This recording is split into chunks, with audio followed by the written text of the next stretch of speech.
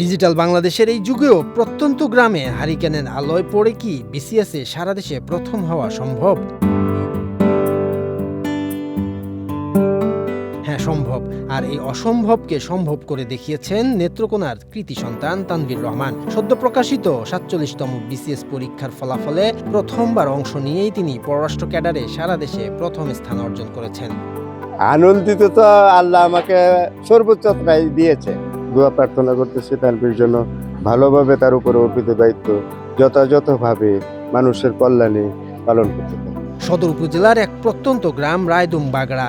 বাবা প্রাথমিক বিদ্যালয়ের প্রধান শিক্ষক, মা একজন গৃহিণী, ৩ ভাই বোনের মধ্যে তানভীর সবার বড়। তীব্র অর্থনৈতিক অনটন আর লোডশেডিং এর অন্ধকারকে জয় করতে তানভীরকে শৈশবে পড়তে হয়েছে হারিকেন আর মোমবাতির আলোয়। কিন্তু অভাব তার অদম্য ইচ্ছা শক্তির কাছে হার মেনেছে।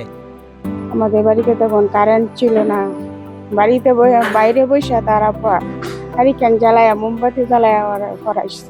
এখন আমরা আল্লাহর কাছে যা চাইছি আল্লাহ আমাদেরকে তাই দিছে। আমরা আল্লাহর কাছে লাখো লাখো শুকরিয়া আদায় করি। আমি খুবই খুশি যে আমার ভাই বিসিএস ফার্স্ট হয়েছে, এটা আমি খুব আনন্দ হয়েছে। তাছাড়া আমার ভাই বইটা বসে, আমার বাবা অনেক কষ্ট করছে, তার কাছে আমি আল্লাহর কাছে শুকরিয়া পালন করছি যে আল্লাহ আমাদেরকে সর্বোচ্চ উচ্চ জায়গায় নিয়ে গেছে। পরিবারের এই অর্জনে গর্বিত স্বজনরা, পাশাপাশি এই কৃতিত্বে আনন্দ উচ্ছ্বাস ছড়িয়ে পড়েছে পুরো এলাকায়।